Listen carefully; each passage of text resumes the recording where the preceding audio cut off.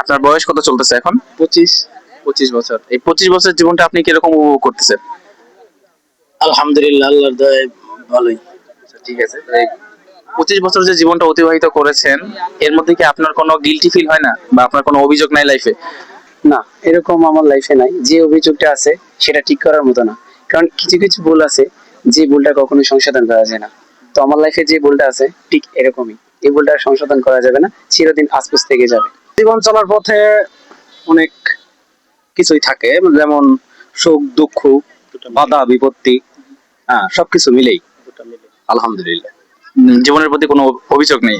মানুষের জীবন বলতে তো দুঃখ কষ্ট মিলেই আছে, কিন্তু কিছু কিছু দুঃখ আছে যেটা শেয়ার করা যাবে না। কারণ সবকিছু তো আর সোশ্যাল মিডিয়াতে শেয়ার করা যায় না। কিন্তু তারপরেও আলহামদুলিল্লাহ অনেক ভালো আছে। আচ্ছা, ঠিক আছে। কখনো কি এরকম মনে হয়েছে যে এই 29 বছরের যে জীবনটা, আমার কোনো একটা জিনিসের প্রতি অভিযোগ আছে, বা আমি এটা ঠিক করতে পারবো?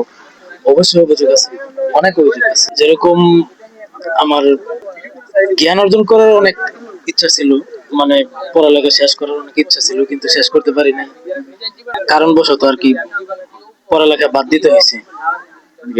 পরিবারের মানে ফিনান্সিয়াল প্রবলেমের কারণে? হ্যাঁ, পারিবারিক সমস্যার কারণে, এরপরে এই বিভিন্ন কারণে আর কি বাদ দিতে হয়েছে। তো জীবনে অনেক ইচ্ছা থাকা সত্ত্বেও আমি মানে পারি নাই পড়ালেখার জ্ঞান অর্জন করতে। অনেক জ্ঞানের অনেক কত বছর বয়সে আপনার পড়ালেখা মানে বাদ দিতে হয়েছে? এই 17। 17 বছর বয়সে? তখন কোন ক্লাসে ছিলেন আপনি? আমি আসলে এই ক্লাস 5 পর্যন্ত পড়ার পরে মাদ্রাসা লাইনে পড়ছি। মূলত করোনা আসার পরপরই মানে এই পড়ালেখাটা বন্ধ হয়েছে আর কি। আসার আগে আসার পরেই পড়ালেখা বন্ধ বন্ধ হয়েছে। খুব শখের ছিল আর কি পড়ালেখা করার, খুব অনেক ইচ্ছা ছিল। অনেক জ্ঞানের অনেক পিপাসা ছিল। কখনো কি আপনার কাছে মনে হয়েছে যে আপনি আপনার যে 25 বছরের জীবনটা শুধুমাত্র নিজের জন্য না, অন্যের জন্য বাঁচছেন, অন্যের জন্য বাঁচতেছেন এই 25 বছর জীবনটা সম্পূর্ণটা? হ্যাঁ, এরকম তো আছে। আপনি কি বিবাহিত? হ্যাঁ, বিয়ে করছিলাম। আচ্ছা, ঠিক আছে। যদি বিবাহিত হন, তাহলে এরকম কি কখনো মনে হয়েছে যে আপনার যে 25 বছরের জীবনটা, এটা আপনি অন্যের জন্য সব সময় মানে আর কি নিজের জীবনটা পার করে দিয়েছেন, নিজের জন্য কখনো কিছু করেননি? না, নিজের জন্য করি নাই। যেমন? মানে পড়ালেখা বন্ধের পরে এই ধরতে গেলে অন্যের জন্যই পাচ্ছি। যেরকম? যেরকম ফ্যামিলির একটা চিন্তাধারা মাথায় ছিল, তারপরে পারিবারিক চিন্তাধারা আর কি। বিয়ে করার পর বাড়িতে গেছি বউ নিয়ে, আম্মাই কয় যে এই তোমার লেখাপড়া করাইছি, এখন বড় করাইছি, এখন বড় করছি, এখন বিয়ে করাই দিছি, এখন তুমি তোমার রাস্তা দেখো। তো ওই সময় গ্রাম থেকে বউ নিয়ে ঢাকায় চলে আসছিলাম। আসার পরে ছোট থেকে বড় হয়েছি, কোনো সময় কাজ করি নাই। তো ঢাকা শহরে আসার পরে মানে এই অনেক কষ্ট করছি জীবনে। প্রথম 3 মাস তো এই একদিন খাইতে পারছি, এক বেলা খাইতে পারছি, আরেক বেলা খাইতে পারি নাই। হ্যাঁ, তো এইভাবে 3 মাস প্রচুর কষ্ট করছি। 3 দিন তো না খাওয়ার মতোই ছিলাম, 3-4 দিন। ফ্যামিলি নিয়ে বলতে তখন আপনি নতুন সদ্য বিবাহিত আর কি?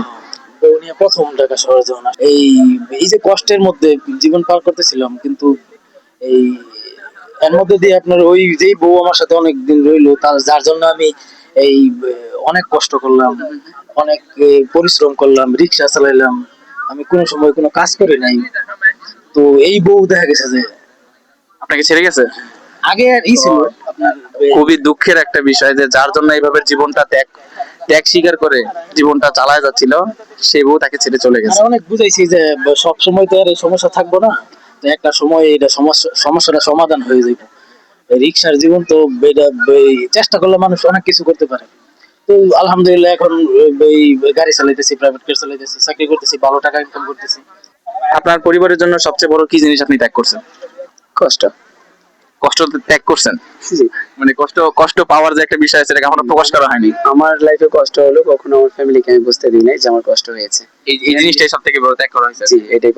এই পড়ালেখা ত্যাগ করছি, পরিবারের জন্য পড়ালেখা ত্যাগ করতে হয়েছে, মানে পরিবারের দায়িত্ব নেওয়ার জন্য। পরিবারের দায়িত্ব বলতে আপনার এই এই বিয়েটাই করছি যে হয়তো এই বিয়ের মাধ্যমে পরিবারের একটা হইব, ভালো হইব। এই যে 25 বছরের জীবনে আপনি শেষ কবে নিজের জন্য কিছু একটা করছেন, শুধুমাত্র নিজের জন্য? এই নিজের জন্য কোরআনটা মুখস্থ করছি। যদি আপনাকে সুযোগ দেওয়া হয় যে আপনি কিছু একটা বদলাতে পারেন, আপনাকে এরকম একটা সুযোগ দেওয়া হয়, তাহলে সেটা আপনি কি বদলাবেন? দুনিয়ার লেবাসটা বদলাই মানে আখেরাতের লেবাস গুলো পরবো, যেমন পাঞ্জাবি, টুপি আচ্ছা, ঠিক আছে। ইত্যাদি। আপনাকে সুযোগ দেওয়া হইলে যে আপনি কিছু একটা বদলাইতে চান, তো সেটা আপনি এই জিনিসটা বদলাবেন, লিবাসটা, মানে দুনিয়ার জীবনটা বদলে আখেরাতের জীবন গড়ার চেষ্টা করবো। নিজের জন্য শুধু। এখন তো মানে এই আপনার আখেরাতের লাইনে ছিলাম এক সময়, মাদ্রাসার লাইনে অনেক ভালো একটা লাইনে। তো এখন ওই লাইনের থেকে, মাদ্রাসার লাইন থেকে, জান্নাতি একটা লাইনের থেকে মানে অনেক দূরে চলে আসছি, দুনিয়ার দিকে চলে আসছি। তো ইচ্ছা আছে জীবনে যে আবার ওরকম একটা লাইনে, ভালো লাইনে, আখেরাতের লাইনে আবার যাওয়ার। শেষ কবে নিজের জন্য কিছু একটা করছেন, শুধুমাত্র নিজের জন্য? বাট ভাই, নিজের জন্য বলতে কি, আমি নিজের জন্য আগে যেরকম ছিলাম এখন এরকম ফেক বলতে আমার লাইফে কোনো কিছু নেই, সবসময় আলহামদুলিল্লাহ। কখনো কি মনে হয়েছে যে আপনি নিজের জন্য না, শুধু অন্যদের জন্য বাঁচেন? অবশ্যই, অবশ্যই অন্যদের জন্য বাঁচি। আমি আমার জন্য বাঁচি না তো, অন্যদের জন্য বাঁচি। যেমন আমার ওয়াইফ আছে, আমার 2টা বাচ্চা আছে, ফ্যামিলি আছে, এদের জন্য বাঁচি। আমার বাবা মা আছে। মানুষ মানুষের জন্যই, আল্লাহ পাক মানুষ সৃষ্টি করেছে শুধু মানুষের জন্যই, মানুষ মানুষের জন্যই। আপনার পরিবারের জন্য আপনি সবচেয়ে বড় কোন জিনিসটা ত্যাগ করছেন? আহ বাবা মায়ের ভালোবাসা, পরিবারের জন্য বাবা মায়ের ভালোবাসা ত্যাগ করছেন? মানে বাবা মায়ের ভালোবাসা ত্যাগ করি নাই। ঢাকা শহর থাকি তো, মানে বাবা মায়ের ভালোবাসাটা পাই না। বাবা মা দেশের বাড়িতে থাকে, বাবা মা গ্রামে থাকে, গ্রামে থাকে আর কি। এই এটার জন্য আপনি পরিবারের জন্য নিজেকে ত্যাগ করছেন? স্যাক্রিফাইস করতে হচ্ছে। ঢাকায় কি করেন, চাকরি করেন?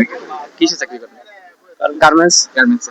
যদি একটাই জিনিস বদলাতে বলতে হয় আপনাকে, যে আপনার জীবনে আপনি একটা যে কোনো একটা জিনিস আপনি পরিবর্তন করবেন, তাহলে যে কোনটা পরিবর্তন করতে চাবেন? পরিবর্তন করার মতো নেই কিছু।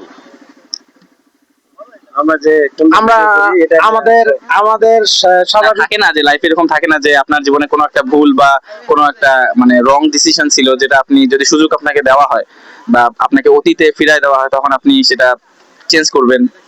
না, নেই। কিছু মানুষ মরে যায় 25-এ, কিছু মানুষ বেঁচে থাকে নিরাশে, আবার কিছু মানুষ জীবনটাই কাটিয়ে দেয় অন্যকে ভালোবেসে। জীবনের শেখরটা কিছুটা ঢিলে ঢালা, এরই মাঝে আমাদের পথ চলা। আসসালামু আলাইকুম।